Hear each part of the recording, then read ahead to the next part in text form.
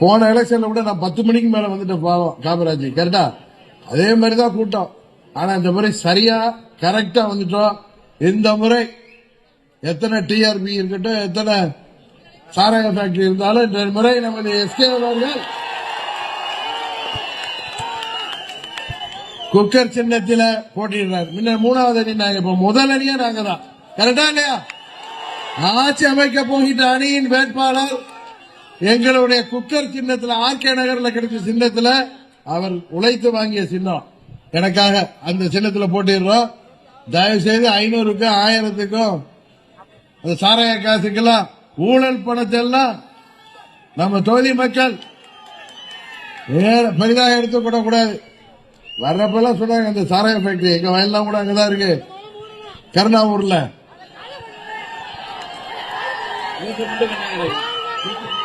ஆட்சி வந்துடட்டும், போட்டு ஆர்கேவும் எஸ்கேவும் தான் போய் போட போறாங்க. என்ன தைரியம் நம்ம ஊர்ல சாராய ஆலை நடத்திக்கிட்டு பூமியில கிழ போட்டு தண்ணியெல்லாம் எடுத்து அந்த தண்ணிய திரும்பவும் அங்க கீழே அனுப்பி நிலத்தடி நீர் வீணா போயிட்டு அங்க வாழ்ற மக்களுக்கெல்லாம் ஒரு 20,000 ஏக்கர் நிலம் பாலா போயிட்டு விவசாயம் செய்ய முடியல. இன்னும் சொல்ல போனா அங்க தோல்வியாகுது, கிட்னி ப்ராப்ளம் வருது அந்த பகுதி மக்களுக்கு. உழைச்சிக்க போன ட்ரிப்பு நீங்க எஸ்கே ஜேகே வச்சு தான் நடந்திருக்கும். நடந்திருக்குமா இல்ல? என்ன ஆளுங்கட்சியா இருந்தா இந்த கம்யூனிஸ்டுக்கு தான் போராட தெரியுமா? ஒரே மாசத்துல கூட வச்சிருப்பார். அவர் இருக்காரு டிஆர்பி ராஜா, சரியான மன்ன. 13 லட்சம் கோடி வந்திருக்குன்னாரு. வெள்ள இருக்க விட்டா எங்க சொல்றது இல்ல. எல்லா ஃபேக்டரியும் உங்களுடைய கெடுபடி தெரியும் உங்களுக்கு. திமுகவோட மோடி அவர்கள் இன்னைக்கு மீட்டிங்ல பேசினார கேட்டிருப்பீங்க. எல்லா நதிகளும் கடல்ல போய் கலக்கும், எல்லா நதிகளும் போய் கடல்ல கலக்கும். அது மாதிரி தமிழ்நாட்டில் அனைத்து துறை ஊழல்களும் போய் ஒரு குடும்பத்திட்ட சேருது. அந்த குடும்பம் தான் இன்னைக்கு காலம்பரை வந்துச்சு, குட்டி குட்டி வந்துச்சு. அது என்ன பேச்சு பேசுதுப்பா வந்தீங்களா? நேரண்டாப்பா உங்களுக்குலாம். உங்க அப்பா நானும் பாவம் 40-50 வருஷம் அடிபட்டு மிசால உதப்பட்டு 84 எலெக்ஷன்ல தோத்து 89 ஜெயிச்சு அப்படி வந்தாரு துணை மேயர். அது இதுன்னு நீங்க சினிமா எப்பா அவர் கதையெல்லாம் எனக்கு நல்லாவே தெரியும். அவருக்கு தெரியல என்ன பத்தி. தினகரன் அணுகுண்டுன்னு தெரியல, அமைதியா இருக்கா, சிரிச்சுக்கிட்டே இருக்கா. 32 வயசுல 1 வருஷம் ஜெயில பார்த்தவன்.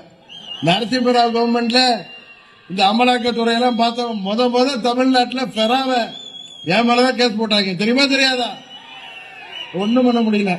1 வருஷம் உள்ள இருந்த அம்மா பேரை கொடு, இன்னொருத்தவங்க பேரை சொல்லு அப்படின்னு சொன்னாங்க. நீ 1 வருஷம் இல்லப்பா, ஒரு 9 வருஷம் கூட வச்சுக்க, 7 வருஷம் தான் நான் வைக்க முடியும், தூக்கில தொங்க முடியாது. அப்ப எனக்கு 32 வயசு. வெளில வந்து உங்களை பாத்துக்கிறேன்னு சொன்னேன். சரியா இல்லையா? இதுக்கெல்லாம் பயப்பட முடியுமா?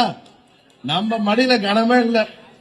எங்கள்கிட்ட இருந்தாதான் போன எலெக்ஷன்ல நாங்க ஜெயிச்சுட்டு போயிருப்போமே, கரெக்டா இல்லையா? சும்மா சொல்றான் யார்கிட்ட இருக்கிறதெல்லாம் என்னதுங்கிறான், யாரோட ஃபேக்டரி எல்லாம் என்னதுங்கிறான். என்கிட்ட ஒண்ணுமே இல்லப்பா, உண்மைதானே உங்களுக்கு தெரியுமில்ல. ஏதோ எனக்கு தொழில் இருக்கு, வருமானம் இருக்கு, என்ன பார்க்க முடியுது. கட்சி நடத்தவே எவ்வளவு நாங்க பாடுபடுறோங்கிறது உங்களுக்கு தெரியும். சாலினி காரு கூட இல்லையம்மா,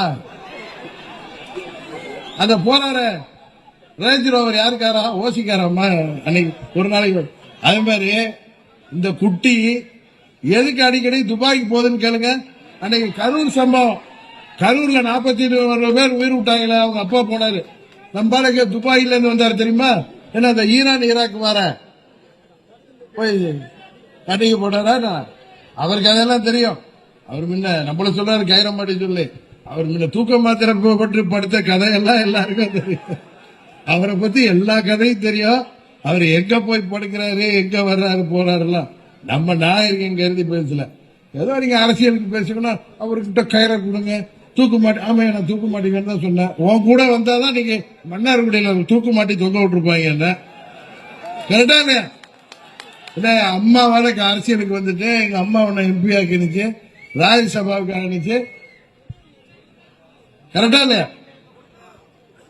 நான் சொன்ன மிரட்டின ஆர்கே மிரட்டின இபிஎஸ் மிரட்டின உண்மைதானே? நாங்க வரணும்னா சவுண்ட் கொடுத்தாதானே நீங்க நியாயம் பார்ப்பீங்க. மிரட்டுறதுன்னா என்ன? அரசியல் ரீதியா நாங்க தொலைச்சிருவோம் அப்படின்னு சொல்லி மிரட்டுறது தானே அது. கரெக்டா? ஆனா திமுகவோட போறதுல யாருமே இல்லை. அதெல்லாம் போய் கட்டுக்கதை. ஆனா அவங்க ஆசைப்பட்டிருப்பாங்க பொழுது வரலங்கிற கோபத்துல கயிறு வாங்கி கொடு. நீங்க தான் பாலிடாயில் குடிச்சிட்டு படிச்ச கதையெல்லாம் எங்களுக்கு தெரியுமா? உங்க வீட்டுல யாராரு பாலிடாயில் எப்பயில இருந்து குடிச்சாங்கன்னு எனக்கு தெரியும். 98 ஆஸ்பத்திரியில என் பொண்ணு பிறக்கிறப்ப அப்போ ஒருத்தவங்க இது மாதிரிலாம் இதெல்லாம் சாப்பிட்டு வந்து படுத்தாங்க. எல்லாம் சொல்லக்கூடாது. சும்மா வந்து பூச்சாண்டி காமிக்கிறது. அவருக்கு கயிறை வாங்கி உங்களுக்கு தான் வண்டி நிறைய செங்கல் வாங்கி கொடுக்கணும். ஏன்னா அண்ணன் இபிஎஸ் ஆட்சியில தான் 11 மருத்துவக் கல்லூரி வந்துச்சு. நீங்க எய்ம்ஸுக்கு ஒரு கல்ல தூக்கிட்டு போனீங்களே, அந்த எய்ம்ஸ் கட்டி முடிக்கிறாங்க. உங்க அப்பா எத்தனை காலேஜ் வாங்கிட்டு வந்தாரு சொல்லுங்க. அதனால உங்க மண்டமானெல்லாம் எங்களுக்கு தெரியும். சும்மா வந்து உதார விட்டு போகாதீங்க. ஏதோ ஆளுங்கட்சியா இருக்கீங்க, ராஜா வீட்டு கண்ணுட்டி மாதிரி பரமசிவங்களுக்கு பாம்பு மாதிரி வர்றீங்க. வந்துட்டு போயிட்டே இருங்க. இறங்கி கீழே வந்தா என்ன ஆகும்னு உங்களுக்கு தெரியும். அதனால உங்களுடைய எல்லா லீலா வினோதமும் எல்லாருக்கும் தெரியும். நம்மளுக்கு மாத்திரம் இல்ல, எல்லாருக்கும் தெரியும். இங்க கீழே இருந்தே ஒருத்தர் சொல்றாரு. அதனாலதான் சொல்றேன், இந்த முறை நமது கேட்டா டெல்டாக்காரங்க, நாங்க டெல்டாக்காரர்களா. அதான் நான் இது சொன்ன உல்டா இல்ல. நீங்க டெல்டா, நீங்க டெல்டாக்காரங்களா இருந்தா மீத்தேன் திட்டம்லாம் வந்து விட்டுருப்பீங்களா? வருஷம் வருஷம் மழை வெயில் அடிபட்டு விவசாயிகள் இங்க வந்து நெல்லெல்லாம் விளைச்சி போய் இதுல சென்டர்ல போடலாம்னா அதுக்கு காசு கேக்குறீங்க. அதுல ஒரு எங்கேயுமே சென்டர் கட்டுறேன்னு எங்கேயுமே கொள்முதல் நிலையங்களை காரணம் எல்லாம் நெல்லும் மழையில நிலையுது. விவசாயிகள் இங்க கஷ்டத்துல போராடுறாங்க. இயற்கை இடர்பாடுகளை தாண்டி இந்த அரசாங்கம் கொடுக்கிற செயற்கை இடர்பாடுகள் தான் அதிகமா இருக்குன்னு விவசாயிகள். முதலமைச்சர் டெல்டாக்காரங்கிறாருல, தஞ்சாவூருக்கு வர்றப்பல விவசாயிகள் கருப்பு கொடி கட்ட போறாங்க. விவசாயிகளை காவல்துறையிலிருந்து கைது செய்யறாரு. இதுதான் நடக்கிறது. என்ன அவங்களுக்கு டெல்டானா என்னன்னு தெரியாது. போல அவங்க டெல்டா ஆல்பா பீட்டா டெல்டான்னு நினைச்சிட்டு இருக்காங்க.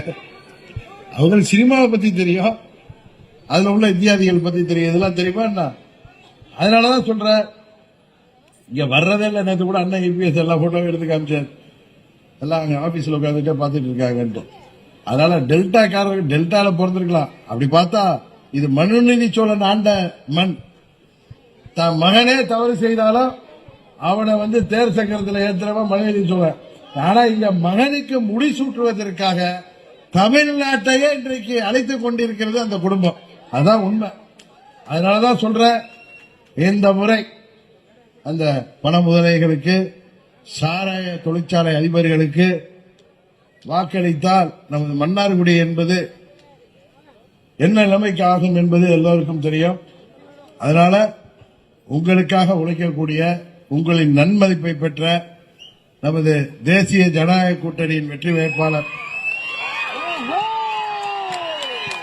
அம்மா மக்கள் முன்னேற்ற கழகத்தின் வேட்பாளருக்கு அதிமுக, பாரதிய ஜனதா கட்சி, பாட்டாளி மக்கள் கட்சி, தமிழ் மாநில காங்கிரஸ், தமிழக மக்கள் முன்னேற்ற கழகம், தென்னிந்திய பார்வர்ட் பிளாக், மருது சேனை, சிங்க தமிழர் முன்னேற்ற கழகம், புதிய நீதி கட்சி, மூவேந்தர் முன்னேற்ற கழகம், வளரும் தமிழகம், ஐஜேகே என எத்தனை கட்சிகள் தலைவர்கள் தொண்டர்கள் ஆதரவோடு இந்த முறை எஸ்கே அவர்கள் களம் காண்கிறார். குக்கர் சின்னத்திலே வெற்றி பெற செய்து மீண்டும் தமிழகத்திலே அம்மாவின் ஆட்சி அண்ணன் இபிஎஸ் அவர்கள் தலைமையில அமைந்து தமிழ்நாட்டில் அவர் ஆட்சிக்கு வந்து 3 மாதத்தில் இந்த கஞ்சா கிஞ்சா எதுவுமே இல்லாம, கட்ட பஞ்சாயத்துகள் இல்லாம, இந்த பெண்களுக்கான வன்கொடுமைகள் செய்பவர்களை கடுமையாக கண்டித்து அமைதிப்பு அம்மாவுடைய ஆட்சி மாதிரி இந்த ஆட்சி இருக்கும் என்பது உண்மை. நாங்கள் அனைவரும் எல்லாவற்றையும் உணர்ந்து ஒன்றாகி இருக்கிறோம். இதுல வேற ஒண்ணும் இல்ல, இல்ல அண்டர்ஸ்டாண்டிங்லாம் இல்ல. ஒற்றுமை இருந்தால்தான் வாழ்வு. தமிழ்நாட்டில் அம்மாவுடைய ஆட்சியை கொண்டு வர முடியும், தமிழ்நாட்டை காப்பாற்ற முடியும். தேசிய ஜனநாயக கூட்டணி தலைமையில் இணைந்திருக்கோம். இந்த முறை எஸ்கே பல கட்சிகளின் முன்னெல்லாம் 3வது அணி, நாங்க இப்ப முதல் அணியா வந்திருக்கோம். சரியா இல்லையா? திமுகவுக்கு மரணடி கொடுக்கக்கூடிய அணி நம்ம அணிதான். வேற யாராரோ வருவாங்க போவாங்க, அதான் உண்மை. அதனால வாக்குகளை சிந்தாமல் சிதறாமல் குக்கர் சின்னத்திலே அளிப்பதன் மூலம் தமிழ்நாட்டின் இளைஞர்களை, வருங்கால சமுதாயத்தை காக்கிறீர்கள். தமிழ்நாட்டு பெண்களுக்கு பாதுகாப்பை கொடுக்கிறீர்கள். வன்கொடுமையிலே பெண்கள் கொலை செய்யப்படாமல் தடுக்கிறீர்கள். இங்கே அனைத்து துறைகளிலும் முன்னேற, ஒரு குடும்பத்தின் பிடியிலிருந்து தமிழ்நாட்டை மீட்டெடுக்க நீங்கள் வாக்களிக்க வேண்டிய வெற்றி சின்னம் குக்கர் சின்னம், குக்கர் சின்னம் என்று சொல்லி வாய்ப்புக்கு நன்றி சொல்லி வருகை புரிந்திருக்கின்ற அனைவருக்கும் எனது நன்றியை சொல்லி விடைபெறுகிறேன். நன்றி, வணக்கம்.